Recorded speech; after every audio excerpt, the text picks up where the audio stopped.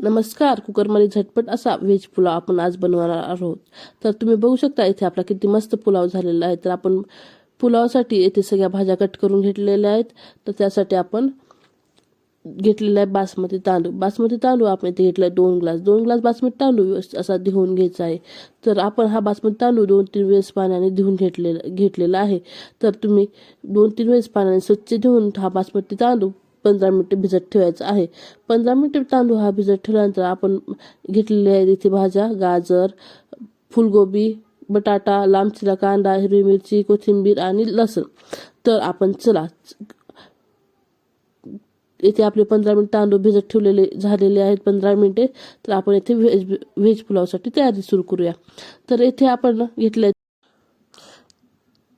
तेल गरम झालं त्यामध्ये आपण टाकणार आहोत जिरे.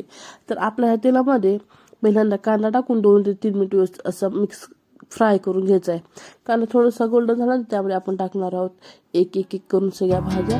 तर आपल्या ह्या सगळ्या भाज्या 5 ते 7 मिनिट व्यवस्थित अशा मिक्स करून घ्यायच्या आहेत. तर आपण चला बघूया की आपण कशा प्रकारे भाज्या मिक्स करून घेणार आहोत.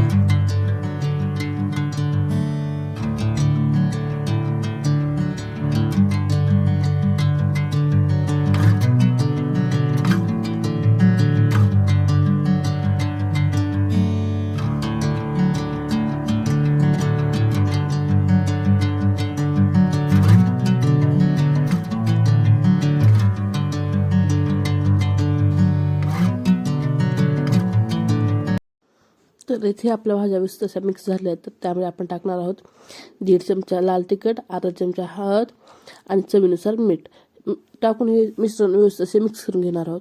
तर आपला व्हेज पुलावासाठी 2 ते 3 मिनिट आपलं हे मिश्रण व्यवस्थित असे मिक्स करून घ्यायचं. त्यामध्ये आपण टाकलेलं आहे ते गरम मसाला आणि धने पावडर.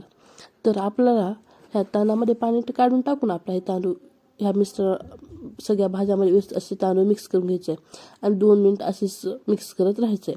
2 मिनिटं व्यवस्थित असे मिक्स करून घेतल्यानंतर आपण साईडला गरम पाणी तयार केलेलं होतं.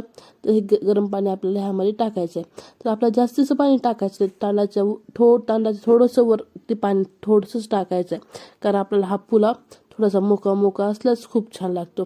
त्यानंतर आपण टाकलं ह्यामध्ये आपण टाकलेलं आहे कोथिंबीर अशी व्यवस्थित अशी मिक्स करून घ्यायची आहे. त्यामुळे आपण टाकलेला आहे 1 लिंबाचा रस.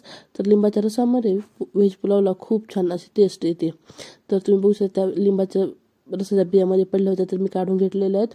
तर तुम्ही तुमच्या आवडीनुसार किती आंबट आवडतं त्यानुसार तुम्ही लिंबाचा रस टाकू शकता. तर मी येथे 1 टाकला होता तर खूप छान पुलावला टेस्ट आलेली होती. तर आपल्याला हे सगळं व्यवस्थित असे मिक्स करून पाण्याला उकळी येऊ द्यायचे. पाण्याला उकळी आल्यानंतर आपल्याला कुकरचं झाकण बंद करून मी ह्या कुकरच्या 1 शिट्टी घेतली होती, कारण पाण्याला ऑलरेडी उकळी आलेली होती. तर 1 शिट्टी झाल्यानंतर मी कुकर बंद करून 15 ते 20 मिनिटानंतर काढलेलं होतं. तर तुम्ही बघू शकता आपला व्हेज पुलाव किती मस्त तयार झालेला आहे आणि ह्या चवीला तर अप्रतिम झालेला होता. तर तुम्ही ही रेसिपी नक्की ट्राय करा. जर तुम्हाला हा व्हिडिओ आवडला असेल तर व्हिडिओला लाईक करा, शेअर करा आणि सबस्क्राईब करा.